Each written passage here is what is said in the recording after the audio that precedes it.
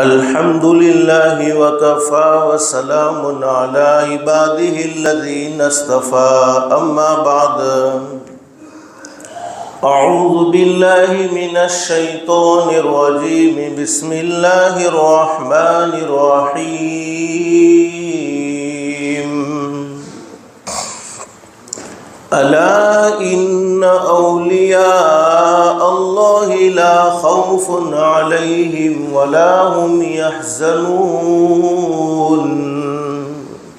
الذين آمنوا وكانوا يتقون لهم البشرى في الحياة الدنيا وفي الآخرة لا تبديل لكلمات الله ذلك هو الفوز العظيم صدق الله العظيم رب اشرح لي صدري ويسر لي أمري واحلل عقدة من لساني يفقهوا قولي سبحانك لا علم لنا إلا ما علمتنا إنك أنت العليم الحكيم. درود شریف پڑھ رہے ہیں.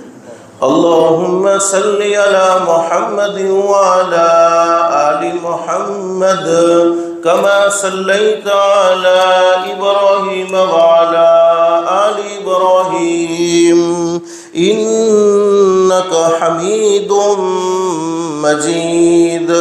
اللهم بارك على محمد وعلى آل محمد كما باركت على إبراهيم وعلى آل إبراهيم إنك حميد مجيد.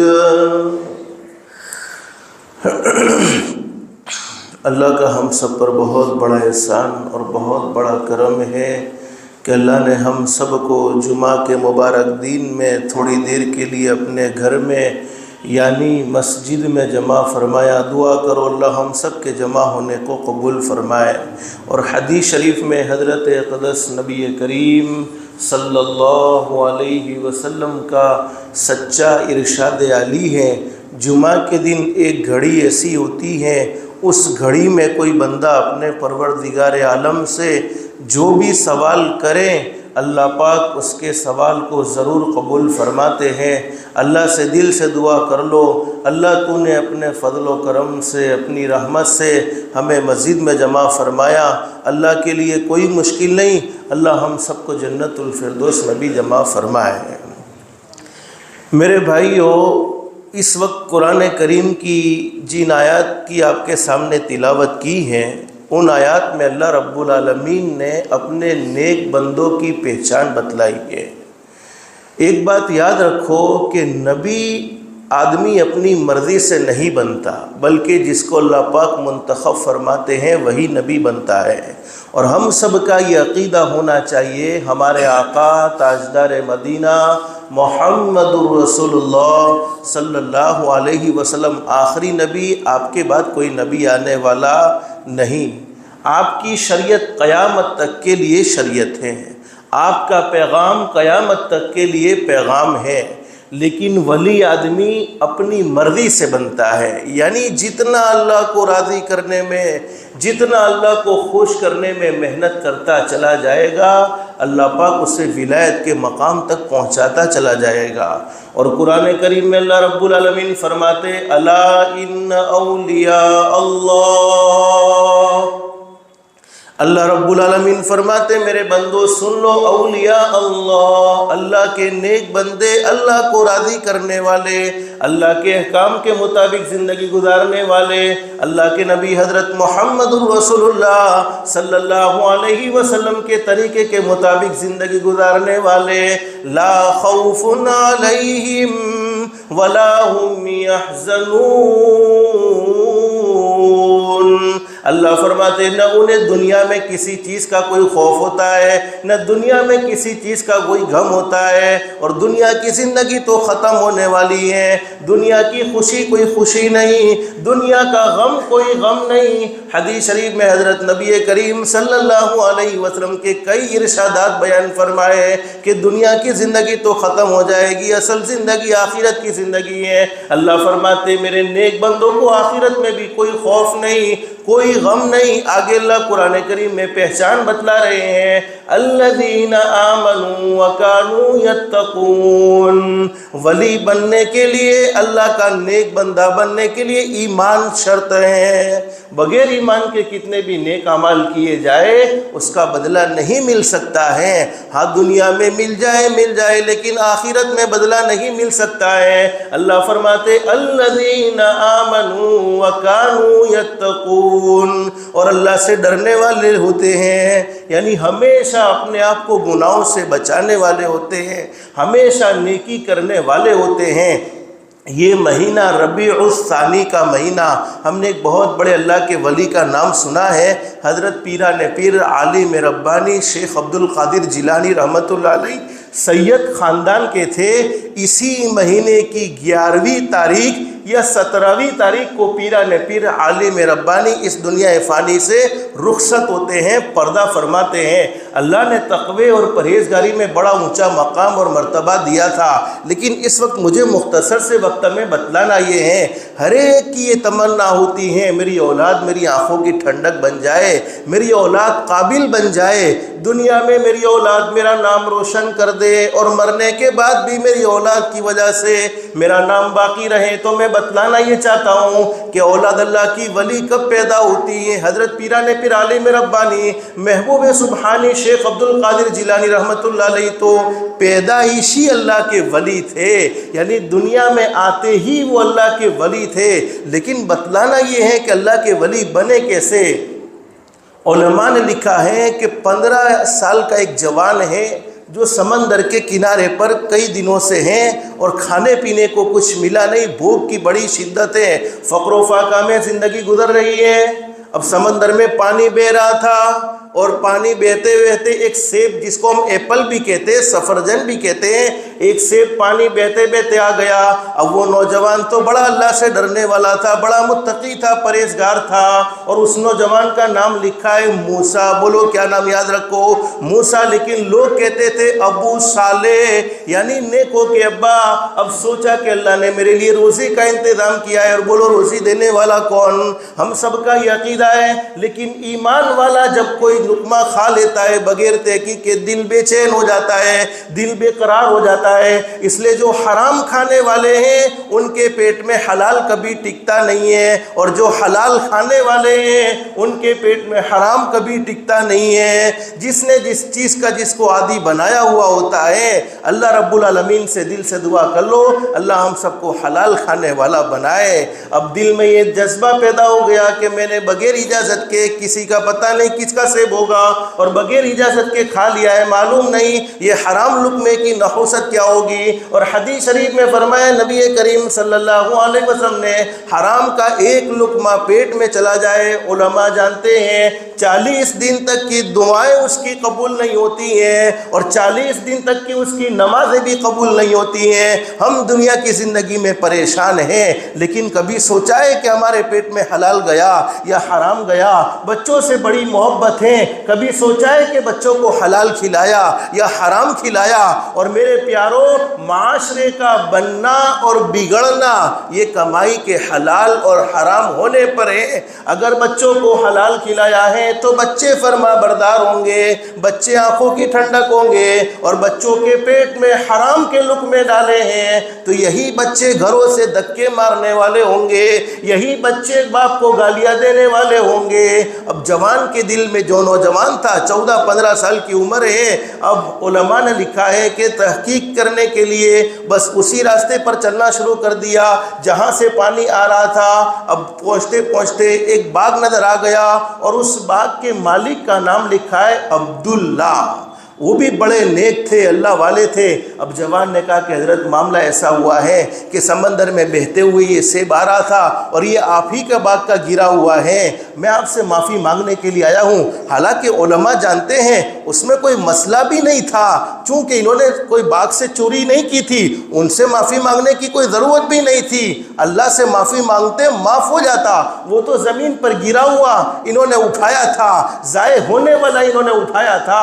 لیکن اولاد کو نیک بنانا چاہتے ہو تو اپنے آپ کو بھی مشتبہ یعنی شکوک و شبہات والے لقموں سے بھی بچانا پڑتا ہے۔ اب وہ عبداللہ کے پاس گئے جو باغ کے مالک ہے، کہا حضرت میں نے آپ کے باغ کا سیب کھا لیا ہے، آپ سے معافی مانگنے کے لیے آیا ہوں۔ اب وہ باغ کے مالک بھی چونک گئے کہ یہ جوان صرف ایک سیب کی معافی مانگنے کے لیے آیا ہے، ہم نے تو کتنوں کا ہڑپ کر لیا ہے، پیار محبت سے قرضہ مانگ لیا، جب دینے کی باری آئی تو نمکین نمکین جواب دیے ہیں۔ تو وہ باغ کے مالک نے کہا بھائی معاف تو کر دوں گا لیکن شرط ہے، شرط یہ ہے کہ میرے باغ میں کام کرنا پڑے گا۔ الگ الگ مقدار علماء نے بیان فرمائی، کسی نے 6 مہینے کہا، کسی نے 10 سال کہا اور کسی نے 12 سال کہا ہے کہ 12 سال تک میرے باغ کی رکھوالی کرو، میرے باغ میں خادم بن کر رہو، پھر میں تمہارے یہ سیب کھانے کے گناہ کو معاف کروں گا۔ اب جس کے دل میں اللہ کا ڈر ہوتا ہے وہ تو ساری باتیں منظور کر لیتا ہے۔ کہا کوئی بات نہیں حضرت، اگر آخرت کی پکڑ سے میں بچ جاتا ہوں تو میں آپ کے باغ میں کام کرنے کے لیے بھی تیار ہوں۔ تقویٰ بڑا زبردست تھا، پرہیزگاری بڑی زبردست تھی۔ اب 12 سال گزر گئے، 12 سال گزرنے کے بعد باغ میں کوئی مہمان آ گئے۔ عبداللہ نے خادم سے، بولو خادم کون؟ موسیٰ ابو صالح۔ موسیٰ ابو صالح سے کہا جو نوجوان لڑکے ہیں، ارے باغ میں سے اچھے سیب لے کر آؤ مہمان کے لیے۔ جب سیب لے کر آئے تو سارے سیب کو چکھا گیا، ہر سیب کھٹا نظر آ رہا ہے، چکھنے میں کھٹا لگ رہا ہے۔ تو باغ کے مالک نے عبداللہ نے کہا موسیٰ ابو صالح سے، ارے 12 سال سے باغ میں خدمت کرتے ہو، 12 سال سے باغ میں رہتے ہو، تمہیں یہ بھی نہیں معلوم کہ کون سا سیب کھٹا ہے اور کون سا سیب میٹھا ہے؟ کہا حضرت ایک سیب کی اتنی لمبی سزا بھگت رہا ہوں، ایک سیب کی اتنی لمبی سزا ہے، میں نے کبھی اپنے دل سے پوچھ لو، میرے دل سے کبھی بھی 12 سال تک ایک سیب کو بھی اپنی زبان پر لگا کر بھی نہیں دیکھا ہے اور کبھی کھانے کی خواہش بھی نہیں کی۔ کیسی تقویٰ اور پرہیزگاری والی زندگی ہوگی؟ کہ بس آپ نے 12 سال کام کر لیا، آپ کا گناہ معاف ہو جائے گا، لیکن ایک اور کنڈیشن۔ کیا کنڈیشن؟ ہماری چھوکری تھی تمہارے شادی کروی پڑ سے، تقویٰ پرہیزگاری بڑی زبردستی تھی۔ وہ عبداللہ وہ بھی بڑے نیک اللہ کے ولی تھے اور ان کا سلسلہ نسب حضرت حسین رضی اللہ تعالیٰ عنہ سے جا کر ملتا ہے، تو وہ بھی بڑے نیک تھے، بڑے اللہ کے ولی تھے۔ کہا میری ایک کنڈیشن ہے، معاف تو کر دوں گا لیکن میری بیٹی سے شادی کرنی ہوگی۔ کہا یہ آفر کس کو مل سکتی ہے؟ بہت اچھا بھئی، ہم آپ کے جمائی بننے کے لیے تیار ہیں، اگر آپ اپنی بیٹی دینا چاہتے ہیں ہم تیار ہیں، لیکن کہا میری بیٹی ہیں لیکن کچھ کنڈیشنیں ہیں، آنکھوں سے اندھی، کانوں سے بہری، زبان سے بوبڑی، ہاتھوں سے معذور ہیں اور پیروں سے لنگڑی ہے، بولو ایسی بیٹی سے شادی کرنے کے لیے تم تیار ہو؟ وہ موسیٰ ابو صالح سے پوچھا کہ ایسی بیٹی سے تم شادی کر لو گے؟ ارے کسی بادشاہ کی بھی بیٹی ہو تو ایسی بیٹی کو بولو کوئی اپنانے کے لیے تیار ہوتا؟ ایمان والا نہیں اپنائے گا، جس کے دل میں اللہ کا خوف ہے۔ ہاں خائن آدمی اپنا لے گا، چلو بہت ساری پراپرٹی مل رہی ہے، ملکت مل رہی ہے، بعد میں اس کا کوئی ٹھکانہ لگا دیں گے، لیکن جس کے دل میں ایمان ہے وہ کبھی بھی ایسا کر سکتا۔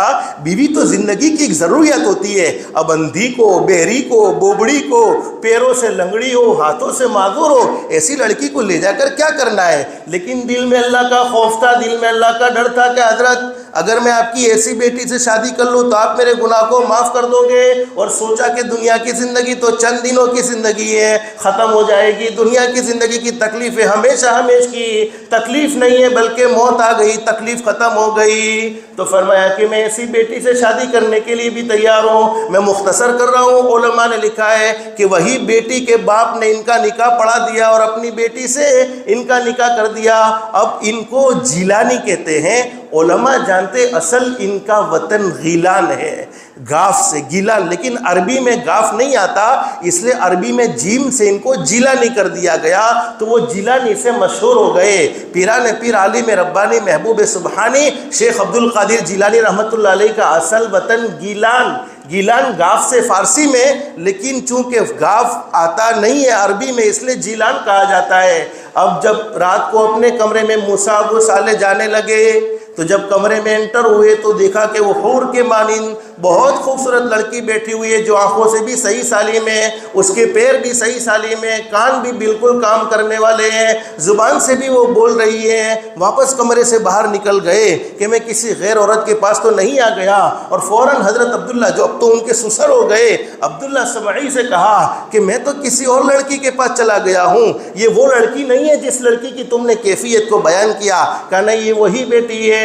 آنکھوں سے اندھی ہونے کا مطلب یہ ہے کہ اس نے اپنی زندگی میں کبھی کسی غیر محرم کو نہیں دیکھا ہے۔ کانوں سے بہری ہونے کا مطلب یہ ہے اس نے کبھی کسی غیر محرم سے بات نہیں کی، کبھی کسی غیر محرم کی آواز کو نہیں سنا ہے۔ اور زبان سے بوبڑی ہونے کا مطلب یہ ہے اس نے کبھی کسی غیر محرم سے بات نہیں کی ہے۔ اور پیروں سے لنگڑی ہونے کا مطلب یہ ہے وہ کبھی گھر سے باہر نہیں نکلی ہے۔ اب ایسی بیٹیاں ہوگی تو بولو بچے کیسے پیدا ہوں گے؟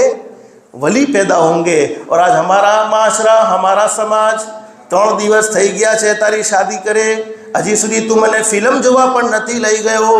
تو میرے پیارو، ایسی ماں کے پیٹ سے اللہ کے ولی پیدا ہوں گے یا پھر شیطان پیدا ہوں گے، فیصلہ ہم سب کے ہاتھ میں ہے۔ اب ان دونوں کے ملاپ سے موسیٰ ابو صالح اور حضرت پیران پیر کی ماں کا نام فاطمہ، بولو کیا نام؟ یاد رکھو، یہ بڑی بڑی باتیں یاد ہونی چاہیے۔ لیکن لوگ فاطمہ نہیں کہتے تھے، لوگ ام الخیر کہتے تھے، یعنی بھلائیوں کی ماں۔ ان دونوں کے ملاپ سے جو بچہ پیدا ہوتا ہے وہ پیران پیر عالم ربانی محبوب سبحانی فیض سبحانی شیخ عبد القادر جیلانی رحمۃ اللہ علیہ ہیں۔ اور پیران پیر کی ماں کا نام میں نے آپ کو بتلایا، بولو کیا نام؟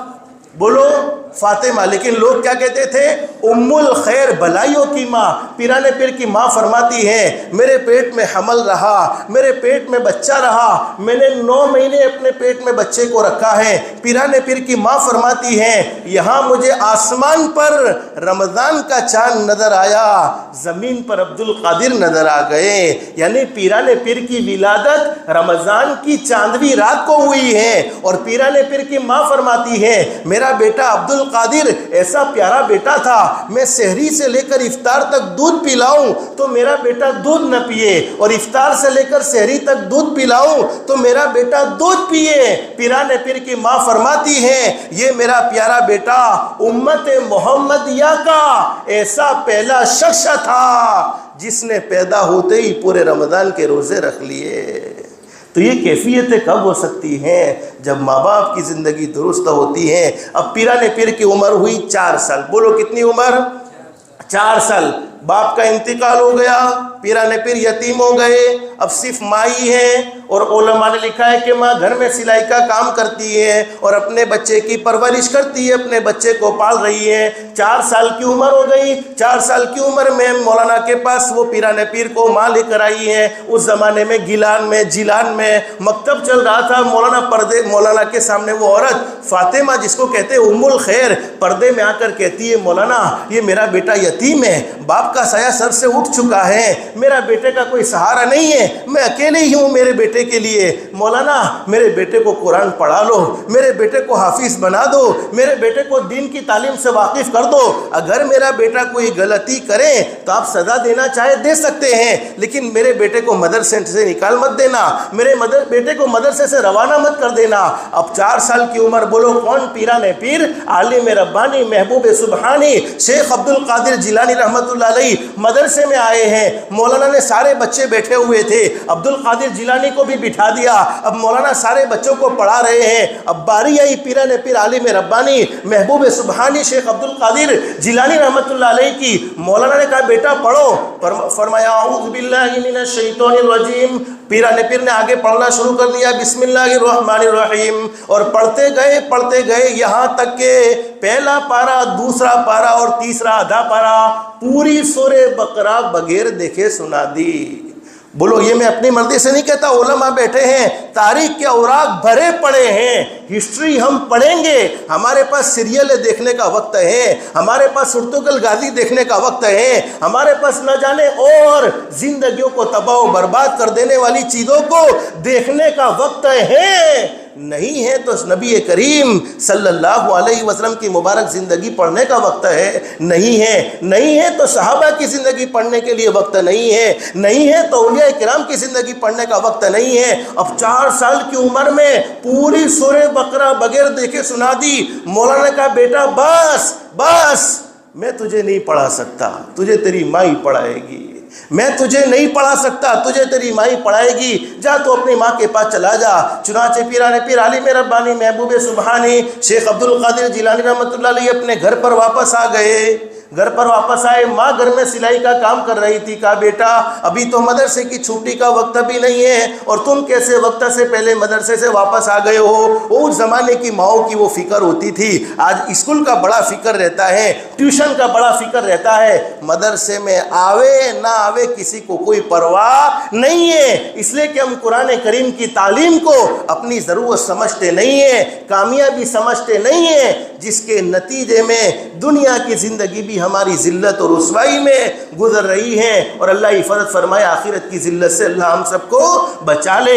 اب پیران پیر کی ماں واپس آئی مولانا کے پاس، مولانا میرا بیٹا یتیم ہے، اس کا کوئی سہارا نہیں ہے، آپ اسے پڑھا لو، آپ اسے قرآن کریم کی تعلیم سے واقف کر لو۔ مولانا نے کہا کہ نہیں میں تیرے بیٹے کو نہیں پڑھا سکتا۔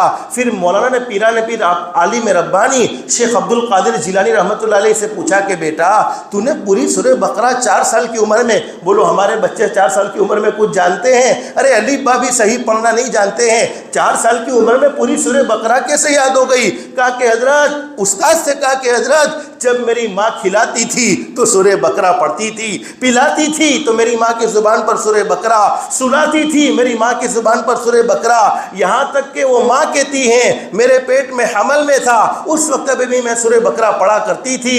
میری ماں کے سورہ بقرہ پڑھنے کی برکت سے اللہ نے وہ پوری سورہ بقرہ میرے سینے میں منتقل کر دی ہے۔ اور آج کی مائیں پیٹ میں بچہ ہو پھر بھی ٹی وی نہیں چھوڑتی، حمل ہے پھر بھی موبائل کا غلط استعمال نہیں چھوڑتا ہے، بچے کو سلانا ہو تو دنیا والوں کے میوزک سناتے ہیں، اور وہ پیران پیر عالم ربانی کو رخصت کر دیا۔ علماء نے لکھا ہے کہ اور 6 مہینے نہیں گزرے تھے کہ پیران پیر پورے قرآن کے حافظ ہو چکے تھے۔ بولو کتنے سال کی عمر میں پورے قرآن کے حافظ؟ 4.5 سال کی عمر میں، 4.5 سال کی عمر میں۔ یہ کس کی فکروں کا نتیجہ ہے؟ یہ ماں باپ کی فکروں کا نتیجہ ہے کہ ماں باپ اگر اپنی اولاد کو قابل بنانا چاہتے ہیں، میں نے پہلے بھی آپ کو یہ بات بتلا دی ہے، میرا بچہ مجھے گناہ کرتے دیکھے یا نہ دیکھے، میں اپنے بچے سے چھپ کر بھی گناہ کروں گا، اللہ رب العالمین اس گناہ کی نحوست غیر شعوری طور پر میرے بچے پر منتقل کر دے گا۔ اللہ حفاظت فرمائے۔ اسی طریقے سے نیکی کا بھی معاملہ یہ ہے، اگر ہم نیکی اپنی اولاد سے چھپ کر بھی کریں گے، اللہ پاک وہ نیکی ہماری اولاد کے اندر منتقل کر دے گا۔ تو پیران پیر کی ماں نے کیا زبردست تربیت فرمائی ہے۔ زندگی کا واقعہ تو بہت لمبا چوڑا ہے، لیکن دل سے دعا کر لو۔ اصل تو مجھے پیران پیر کا فتویٰ سنانا تھا، لیکن وہ آئندہ جمعہ میں سنائیں گے انشاءاللہ۔ اللہ سے دل سے دعا کر لو، اللہ ہم سب کی اولاد کو ہماری آنکھوں کی ٹھنڈک بنائے، اللہ ہم سب کی اولاد کو ہمارا فرما بردار بنائے اور اللہ کا بھی فرما بردار بنائے۔ اگر ہم اپنی اولاد کو ہمارا فرما بردار بنانا چاہتے ہیں تو ہمیں بھی اللہ کا فرما بردار ہونا چاہیے، اور اللہ کی فرما برداری کے لیے 5 وقت کی نماز ہے۔ میرے پیارو، نماز کو جمعہ کے ساتھ خاص مت کرو، اللہ سے ڈرتے رہو۔ ہم نے اللہ کی نعمتوں سے جمعہ کے دن فائدہ نہیں اٹھایا ہے، اللہ کے رزق کو صرف جمعہ کے دن نہیں کھایا ہے، اللہ کی ہواؤں سے صرف جمعہ کے دن فائدہ نہیں اٹھایا ہے، اللہ کی نعمتیں ہم نے روزانہ کھائی ہیں، اللہ کی ہواؤں سے فائدہ روزانہ اٹھایا، اللہ کی نعمتوں سے فائدہ روزانہ اٹھایا، اور اللہ کے سامنے جھکنے آتے ہیں تو صرف 7ویں دن کا موقع ملتا ہے۔ اس لیے میرے پیارو، 24 گھنٹے میں اللہ پاک نے صرف ہم سے 1 گھنٹے کا یا 1.25 گھنٹے کا مطالبہ کیا ہے۔ جو اللہ کے سامنے جھک جائے گا، اللہ کی ذات علی سے امید ہے اللہ پوری مخلوق کو اس کے سامنے جھکائے گا، اور ہمارے مزاج کے موافق اللہ حاکم کے فیصلے فرمائے گا۔